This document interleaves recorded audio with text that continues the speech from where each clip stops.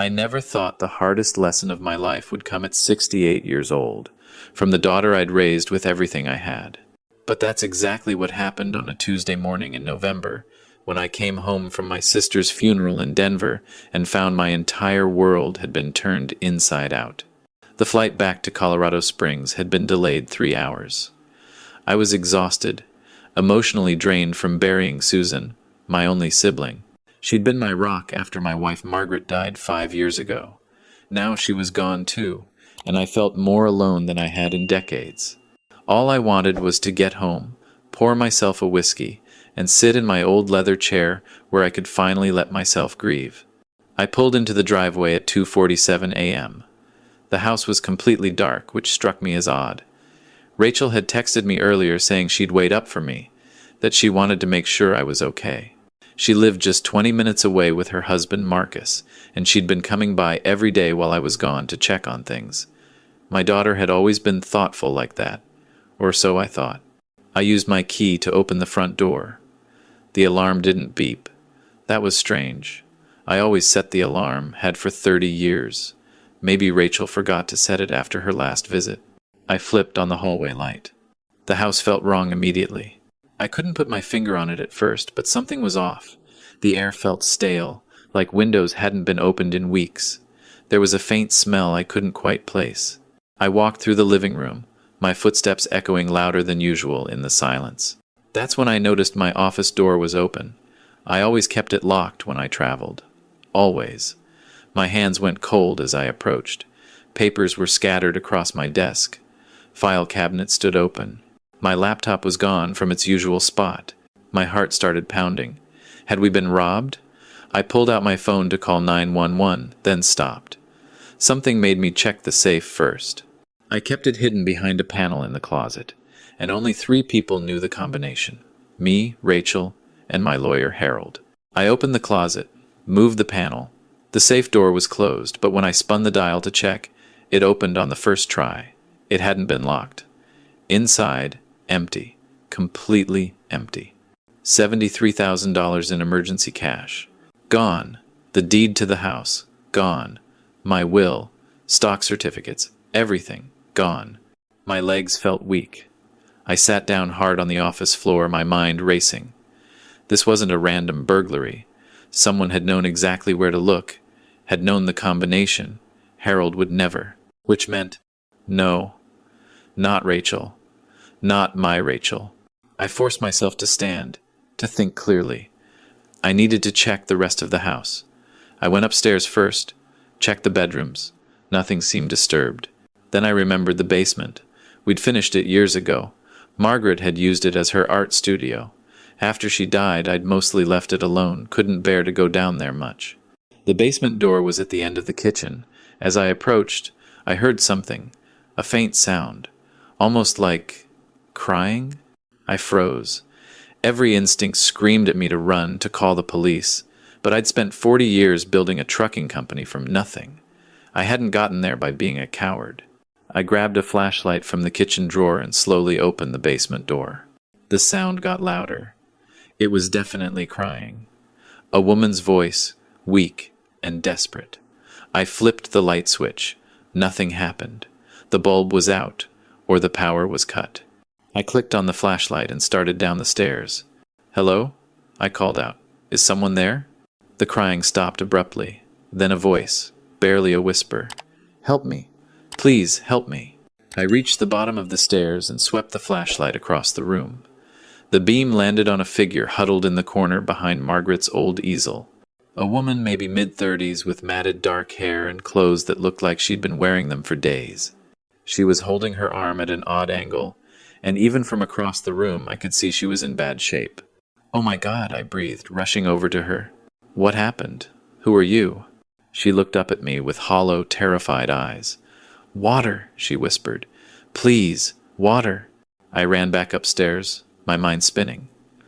I filled a glass with water and grabbed some crackers, then hurried back down. She drank like she'd been in the desert for a week, her hands shaking so badly I had to help her hold the glass. "Slow down," I said gently. "Slow down. You'll make yourself sick." She finished the water and looked at me with tears streaming down her face. "You're Thomas?" Thomas Hartley? Yes. Who are you? How did you get in my basement? My name is Claire Donovan. I was your son-in-law's business partner. He locked me down here 8 days ago. The room tilted. Marcus? Marcus locked you here? She nodded, wincing with pain. He and Rachel. They've been planning something. Something bad. I found out about it and confronted Marcus. He told me to come meet him here.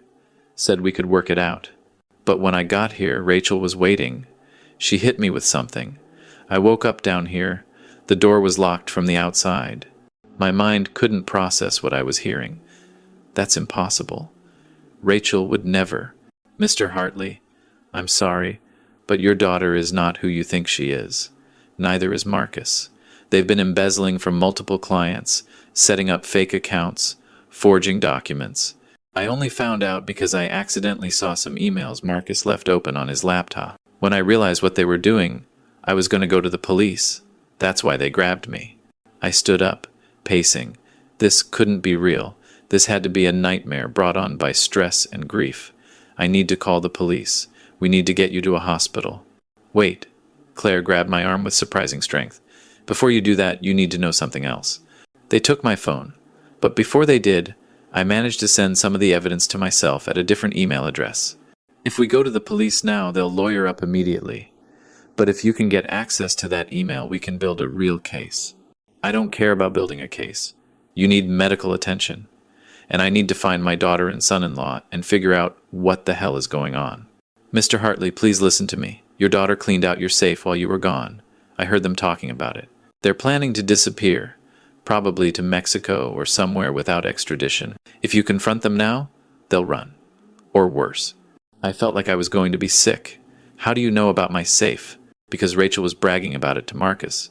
She said you kept enough cash there to fund their new life. She said you'd be too embarrassed to report it stolen because people would think you were hiding money from the IRS. That specific detail about the IRS, stopped me cold. Rachel and I had joked about that very thing years ago, after an audit that turned up nothing but still made me paranoid. Nobody else knew about that conversation. I need to sit down, I said, my voice coming out strangled. I lowered myself onto the bottom stair. This can't be happening. Claire's voice softened. I'm sorry. I know this is a shock, but we need to move fast. Marcus thinks I'm already dead. They haven't been down here in 3 days. The only reason I'm still alive is because there was a case of bottled water Margaret must have left down here, and I found it on the second day. 3 days without food. 8 days locked in a basement. And she was worried about me being shocked. I looked at this woman, this stranger who'd been tortured because of my family, and felt something harden in my chest. Something that pushed past the grief and confusion and settled into cold, clear fury. All right, I said. First, we're getting you upstairs, getting you food, and checking that arm. Then you're going to tell me everything, every single detail. And then we're going to figure out how to nail them to the wall. I helped Claire up the stairs. She could barely walk, leaning heavily on me. I got her settled on the couch with blankets and made her some soup. While she ate, I examined her arm. It was definitely broken, swollen, and bruised. She'd been splinting it with pieces of canvas and torn t-shirts from boxes of Margaret's old art supplies. We need to get you to the ER, I insisted. Not yet. First, I need to tell you what they're planning. Over the next hour, Claire laid it out. Marcus had started an investment consulting business 3 years ago. It seemed legitimate on the surface, but it was essentially a Ponzi scheme. He'd bring in new investors, show them falsified returns, and use their money to pay out the earlier investors while skimming a massive percentage off the top. Rachel had joined him 18 months ago, using her background in accounting to make everything look clean. How much are we talking about? I asked. At least $4 million, maybe more. They've got victims all over Colorado and Wyoming. Retirees, mostly. People who trusted Marcus because he seemed so professional, so honest. I thought about Marcus. Clean cut, always dressed well, drove a Lexus. He'd been dating Rachel for 2 years before they got married last spring. I'd liked him, thought he was good for my daughter, helped settle her down after her wilder 20s. I'd even helped him with a business loan when he was starting out. How could Rachel do this? I asked. More to myself than to Claire. I gave her everything. Paid for her college, helped her buy her first car, always been there for her. Mr. Hartley, I don't know your daughter's story, but from what I overheard while they had me down there, Marcus has been manipulating her for a long time. He convinced her that you were cheap, that you were holding back money you owed her. He twisted everything to make her think she deserved to take from you. That's no excuse. No, Claire agreed quietly. It's not. I looked at this woman, broken and exhausted, who'd nearly died in my basement because she'd tried to do the right thing. Why did you try to stop them? You could have just walked away, claimed ignorance. She met my eyes steadily. Because my father lost his retirement savings to a scheme like this when I was in college. It destroyed him. He died of a heart attack 2 years later, still trying to work at 73 years old because he had nothing left. I swore I'd never let someone else's father go through that if I could stop it. Something in my chest cracked. This stranger had more integrity than my own daughter. Okay, I said. Tell me how to access that email you mentioned. Claire gave me the details. While she rested, I went to my office and used my desktop to log into her secure email account. What I found made my blood run cold. Spreadsheets showing every fake transaction. Forged client signatures. Bank statements showing money flowing into offshore accounts. And dozens of emails between Marcus and Rachel discussing their plans. One email in particular made me stop breathing. The old man will be in Denver for at least a week with the funeral. Perfect timing. We clean out the safe, close out the last few accounts, and we're done. We've got enough to disappear. Claire's not a problem anymore. Dad won't even report the theft because he'll assume it was a burglary and won't want the insurance investigation. By the time anyone figures anything out, we'll be living on a beach in Costa Rica. Rachel had written that. My daughter. She'd called me the old man and plotted to rob me while I buried my sister. I printed everything. Every single page. Then I copied it all to 3 different flash drives. I wasn't taking any chances. When I went back to check on Claire, she was asleep on the couch. I called Dr. Walsh, an old friend who owed me a favor from years back when I'd helped his son get a job. I explained I had a friend who'd been in an accident and needed treatment, but couldn't go to the ER for complicated reasons. He didn't ask questions, just told me to bring her to his private clinic in an hour. While Claire slept, I sat in my chair and tried to process everything. Every memory of Rachel's childhood played through my mind like a movie. Her first day of school, teaching her to ride a bike, walking her down the aisle at her wedding just 6 months ago. Had there been signs? Had I missed something? My phone buzzed. A text from Rachel. Hi, Dad. Hope the flight was okay. Sorry I couldn't stay awake to wait for you. Let's have breakfast tomorrow? Miss you. Miss you. Like she hadn't left a woman to die in my basement. Like she hadn't stolen from me. Like she was still my little girl, instead of whatever she'd become. I didn't respond. Instead, I called Harold, my lawyer. I woke him up, but when I explained what was happening, he was immediately alert. Thomas, you need to call the FBI. This crosses state lines, involves wire fraud, and there's a woman who was kidnapped and imprisoned. This is federal. I know, but I need you to do something first. I need you to call Judge Morrison. Get me an emergency meeting tomorrow morning, first thing. And I need you to contact the district attorney. I'm bringing them everything, but I want it done right. I want them buried so deep they never see daylight again. Thomas, as your lawyer and your friend, I have to ask, are you absolutely certain about this? This is your daughter. I looked at the pile of evidence on my desk. Thought about Claire sleeping on my couch with a broken arm. Thought about all the retirees Marcus and Rachel had stolen from. People like Claire's father who'd worked their whole lives and had nothing left. I've never been more certain of anything in my life. Doctor. Walsh confirmed Claire's arm was broken in 2 places. He said it properly, gave her antibiotics and pain medication, and made her promise to come back in 2 days for a follow-up. He didn't ask what happened, and I didn't volunteer. Some things were better left unsaid for now. By sunrise, I had a plan. Harold had worked his magic. We had a meeting with Judge Morrison at 8 a.m., and the district attorney's office had sent over 2 prosecutors and an FBI agent to my house at 6 a.m. to begin reviewing the evidence. Agent Sullivan was a no-nonsense woman in her 40s who reminded me of my sister. She listened to Claire's story without interrupting, took detailed notes, and carefully examined every document I provided. "Mr. Hartley, this is extensive," she said finally. "With Miss Donovan's testimony in these documents, we have enough for multiple federal charges: fraud, money laundering, kidnapping, attempted murder. But I need to ask, are you prepared for what comes next? Your daughter will likely face significant prison time." "I'm prepared for my daughter to face the consequences of her choices," I said. My voice sounded cold even to my own ears. "What I'm not prepared to do is let her and Marcus get away with destroying innocent people's lives." The agent nodded. "All right then. Here's what we're going to do." The plan was simple but effective. We'd set a trap. I would text Rachel, agree to breakfast, and act like nothing was wrong. The meeting would be at Palmer's Diner, a place we'd gone to for years. FBI agents would be positioned throughout the restaurant. Once Rachel and Marcus arrived and confirmed their involvement in casual conversation, which the agents were confident would happen given criminals' tendency to boast, we'd move in. Claire wanted to be there, but Agent Sullivan refused.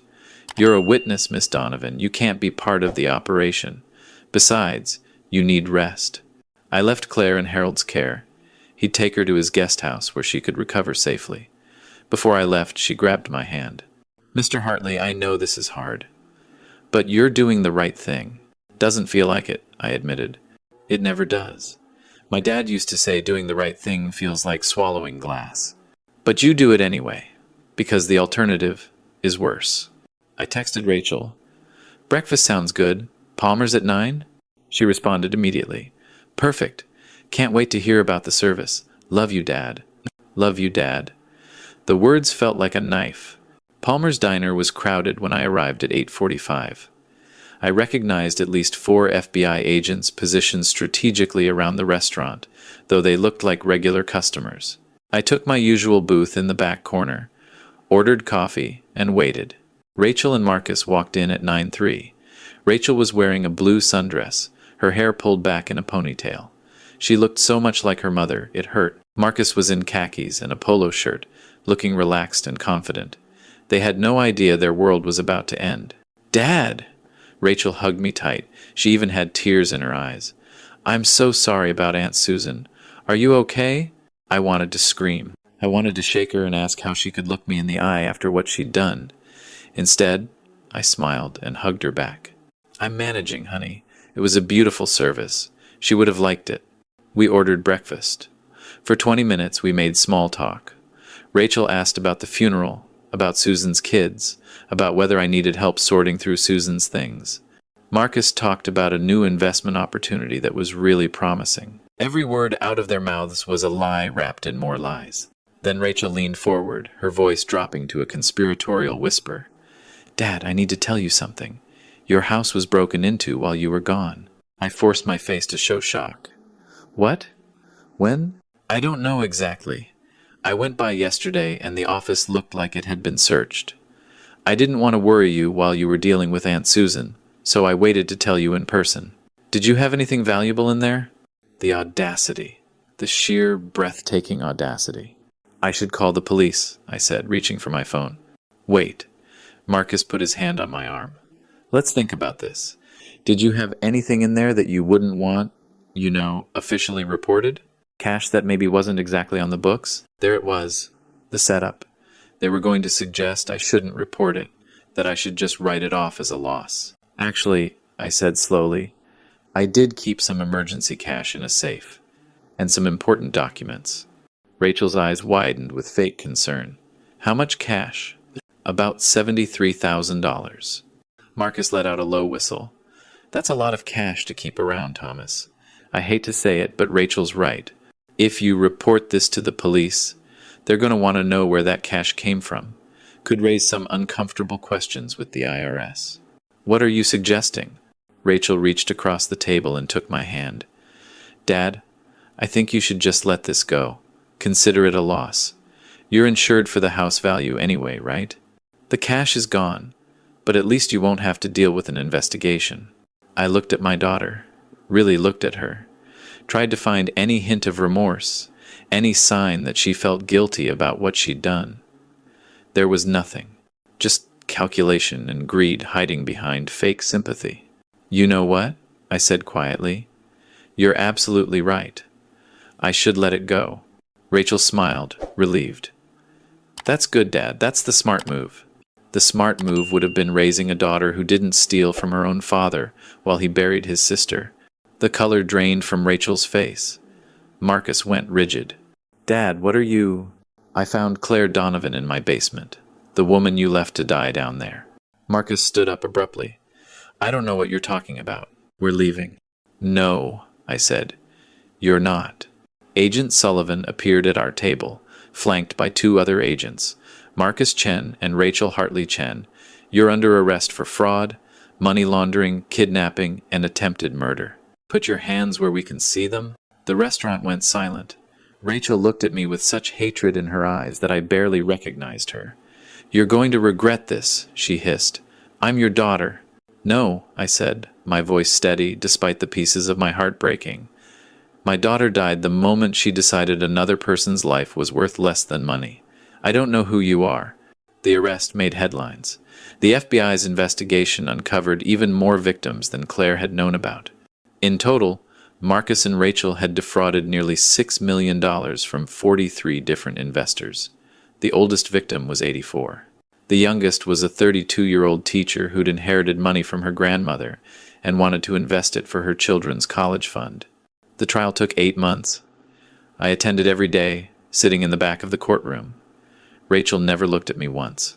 Marcus tried to claim Rachel had been manipulated, that he was the mastermind and she was just following his lead. The prosecution demolished that defense with emails showing Rachel had actually initiated several of the fraudulent schemes.